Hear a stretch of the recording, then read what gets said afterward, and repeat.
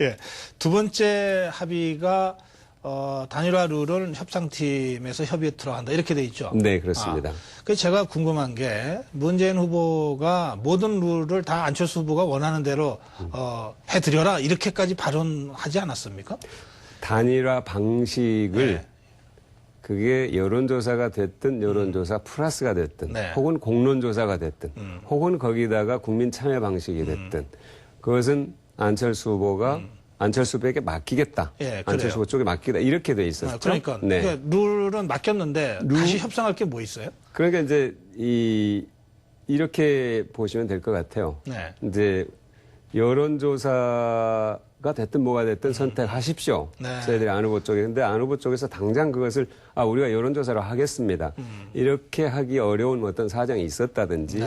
아니면 또 하나 이런 게 있을 수 있습니다. 여론조사를 한다 하더라도 여론조사의 문항이라든지 시기라든지 이런 건 또 어차피 실무팀에서 협상을 해야 되니까 그런 부분까지 실무팀에 협상하도록. 그야말로 실무적인 협상이 되겠네요. 그럴 수도 있을 겁니다. 예, 좀 전에 우리 윤희용 조사분석실장이 이제 소급해서 설명을 하기를 네. 적어도 내일까지는 실무 협상이 다 끝나야. 네. 그러니까 여론조사로 할 경우에 가장 간단한 방식인 여론조사를 할 경우에도 네. 내일까지는 협상이 끝나야 25일 전에 또는 25일 날까지 뭔가 야권 단일 후보를 발표할 수 있을 겁니다. 이렇게 소급해서 설명을 하더라고요. 네. 지금 그게 가능합니까? 저희들도 그렇게 생각을 하고 있습니다. 네. 그리고 문재인 후보도 밤을 새워서 협상을 하더라도 네. 이건 조속히 매듭을 지어야 된다. 근데 저희들도 사실은 내일까지 매듭을 지어야 TV 토론을 한 차례가 됐든 두 차례가 됐든 할 수 있는 겁니다. 저희들이 처음부터 줄기차게 강조했던 것 하나가 이 국민들이 알 수 있어야 된다는 겁니다. 국민들이 알 권리를 보장하는 단일화를 말씀드렸는데. 그건 처음부터 말씀하셨어요. 그렇죠. 그러니까 자, 내가 어떤 생각을 갖고 있고 앞으로 대통령이 되면 어떤 일을 어떻게 하겠습니다. 하고 국민들 앞에서 설명을 하고 국민들이 바르게 판단할 자료를 제공하는 기회가 있어야 된다는 거죠. 그렇게 되면은 그게 수요일이나 목요일 이틀 사이에 TV 토론이 이루어져야 될 겁니다. 선관위도 한 번은 단일화를 주제로 한 토론을 허용한다 이렇게 지금 입장을 발표했죠. 네. 그러면 그리고 토론이 끝나고 나서 이제 여론조사를 하게 되면 그게 이제 주말이 됐든 주중 포함해서 주말이 됐든. 상식적으로 봐도 이 단일화 룰이 어떻게 결정이 되건 그 전에 두 후보가 국민들한테 또는 이 야권 지지자들한테 그 선을 보이는 거는 꼭 필요할 것 같네요. 그렇습니다. 알겠습니다. 네. 그리고 또 한 가지 좀 이제 궁금한 것이 이제 이해찬 대표를 비롯한 최고위원 전원이 사퇴하지 않았습니까? 네. 그렇게 사퇴를 했는데 안철수 후보는 뭐 인적 쇄신을 요구했던 것은 아니다. 이렇게 또 발언이 나왔어요. 그러면은 쓸데없는 사퇴, 안 해도 될 사퇴를 한 거냐. 뭐 하여튼 좀 상황이 좀 그렇습니다만 그 점은 어떻게 보십니까? 그것은 꼭 그렇게 어떤 대응, 요구에 대한 대응이라고 보기보다는요. 그러니까 이제 이해찬 대표가 어제 사퇴를 하면서 그런 얘기를 했습니다. 하나의 미랄이 되겠다. 단일화를 위해서, 정권 교체를 위해서. 그만큼 이 문제가 절박하다. 그러니 나의 이 문제가 혹시라도 이 단일화나 정권 교체에 걸림돌이 된다면 그것을 미련 없이 내려놓겠다 하는 일종의 정말 정권 교체와 단일화를 위한 충정의 표현이라고 봅니다. 저는 그것이 무슨 어느 쪽에서 요구해서 이루어졌다거나 밀려서 이루어졌다거나 이렇게 보는 것은 그분의 뜻 또 같은 최고위원들의 뜻을 좀 제대로 이해하지 못하는 부분이 있고. 안철수 후보 측에서 그 지도부 사퇴를 직접 그렇게 표현을 한 건 아니지만 이해찬이라는 이름을 얘기한 건 아니지만 사실상 요구했다고 보시는 거 아닌가요? 그렇게 해석들을 많이 했고 그런 보도가 있었고 저희들도 그렇게 받아들이는 부분이 있었죠. 네, 물론 그런데 이제 그것이 꼭 안 후보의 어떤 요구에 응해서라고 보기보다는 어떤 이 올해 정말로 말하자면 유신과 오공을 계승하는 이 정권을 계속 가게 해서는 안 된다는 바로 그 이해찬 대표의 어제 표현에 그런 게 들어 있었습니다. 들어 있었고, 네. 그래요. 참 어려운 일입니다. 특히 이게 정치인이 이제 진퇴를 결정하는 문제이기 때문에요. 네. 이게 참 함부로 얘기하기도 어렵고 말이죠. 네. 저는 뭐 정치평론가라서 제 마음대로 막 얘기합니다만 우리 박강훈 대변인은 한마디 한마디가 정말 어려우실 것 같습니다.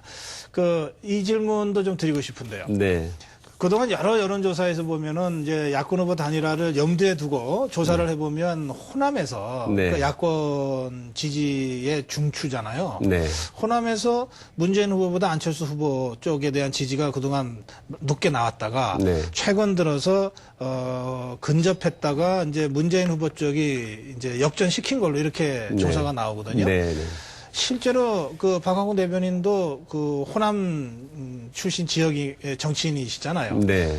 자주 내려가실 텐데 네. 그 피부로 그런 게 느껴집니까? 변화가? 사실입니다. 그건 사실인데 제가 그런 어떤 느낌을 이 변화의 느낌을 받았던 것은 한 3주 전 그 정도 되는데 그때 제가 기자분들에게 그런 얘기를 했어요. 예. 호남 지역의 유권자들이 문재인 후보와 안철수 후보를 놓고 지금 아주 세심한 관찰을 하고 있는데 그동안의 감성적 접근 단계에서 이성적 접근 단계로 넘어가는 과정인 것 같다. 예. 제가 이제 몇 분 말씀을 들어보면 그 전에 이런 일이 있었습니다. 우리가 경선을 거치면서 네. 그 상대 후보들이 문재인 후보의 어떤 것에 대해서 참여정부 때 그렇죠. 뭐 근거 없는 거라든지 좀 과장되게 이렇게 좀 공격을 많이 받았어요. 많이 했습니다. 그래서 이제 그런 것들이 좀 이 뒤늦게 이렇게 그 지역 유권자들에게 뭐라고 할까요? 소문이 돌았다고 할까요? 예. 그런데 그랬다던데 이 말이 돌고 도는 그래서 나타나는 일종의 감성적으로 이거 그러면 이래서는 안 되는 거 아니야? 흔쾌하게 지지하기 맞습니다. 어렵게 만드는 그런 네. 요소가 좀 있었네요. 그렇죠. 그런데 그동안 이제 문재인 후보가 몇 차례 광주를 가서 진심을 보여주었습니다. 내가 혹시 미흡한 부분이 있다면 내가 다 갚겠다. 저를 믿어달라. 네, 분명히 하겠다. 난 거짓말하는 사람이 아니다. 그렇게 자신을 이제 표현하고 지지를 솔직하게 설득을 했죠. 호남의 아들로 받아주시죠. 맞습니다. 네. 그런 것을 계기로 해서 두 사람 중에 대통령이 이제는 그때부터는 이제 누가 박근혜 후보하고 경쟁을 하더라도 이길 수 있다 하는 그런 지표들이 나오기 시작했어요. 동시에 나오고. 네. 알겠습니다. 그러면서부터 호남 유권자들이 그러면 누가 가닥을 잡기 시작했다. 그렇죠. 대통령을 할 때 잘할 수 있겠는가. 알겠습니다. 이 점에 더 이제 관심을 갖기 시작했다고 저는 보는 거죠. 그 점에 주목해서 좀 그림을 그려봐도 아주 재밌는 드라마가 그려질 것 같은데 좀 자세한 말씀 또 한번 초청해서 듣겠습니다. 네네. 말씀 잘 들었습니다. 고맙습니다. 네. 네.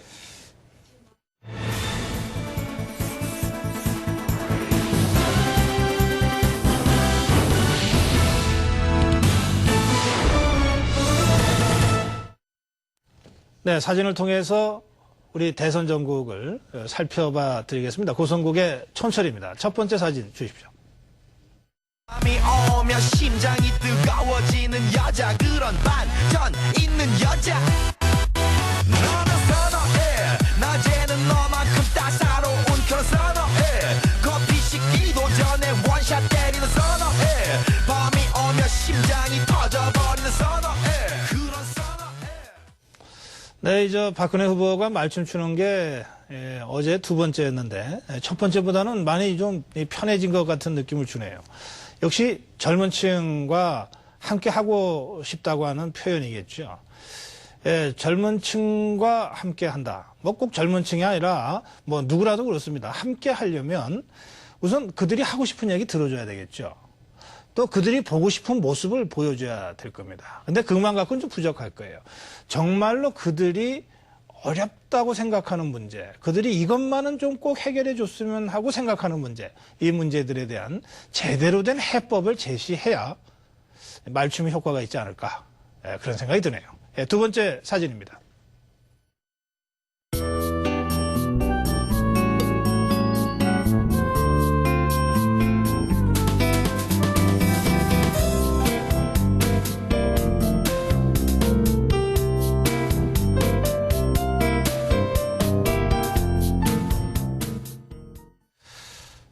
이 디 어니언이라고 하는 인터넷 매체인데요. 아주 신랄한 풍자로 유명한 매체입니다. 이 매체가 1년에 한 번씩 올해 최고의 섹시남 이렇게 인물을 선정합니다. 올해 김정은이 선정이 됐네요. 뭐 설명도 이렇게 해놨습니다. 압도적으로 잘생기고 동그란 얼굴에 사내다운 매력과 강하고 탕탕한 체형을 갖춘.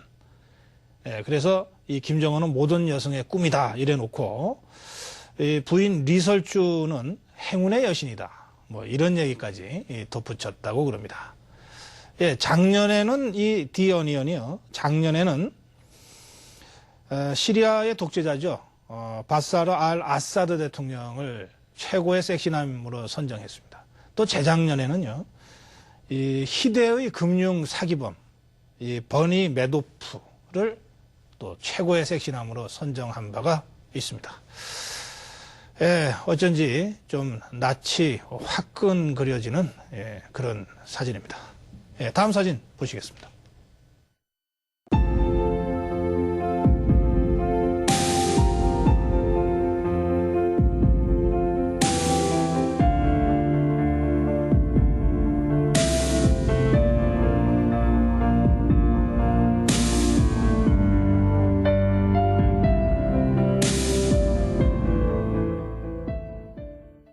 네, 이스라엘의 공격으로 가자지구 팔레스타인인들 50여 명의 사상자가 이미 난 상태라고 그러는데요. 이스라엘과 하마스 느닷없는 교전 이것을 해석하는 정책 해석들이 많습니다. 이스라엘 네타냐후 총리 총선을 앞두고 있어서 뭔가 결집하기 위해서 전쟁을 하고 있다 이런 분석이고 하마스도 마찬가지입니다. 팔레스타인 안에 한 분파인데 뭔가 이 강경파가 전쟁통에 좀 주도권을 잡으려고 하는 것 아니냐 이런 정책 해석입니다. 이제 전쟁론의 이 원조죠. 클라우제비치가 이렇게 얘기한 적이 있습니다. 모든 전쟁은 정치의 연장선에 있다. 네, 이렇게 이 이스라엘과 이 하마스 간에 이 어지러운 계산이 오고 가고 있는데 우리의 반기문 총장 이 전쟁 어떻게든 좀 멈추게 해보려고 이리 뛰고 저리 뛰고 분주한 모습입니다. 어쩐지 우리 반기문 총장의 뒷모습이 좀 쓸쓸해 보이는 그런 저녁입니다. 고성구의 담담 타타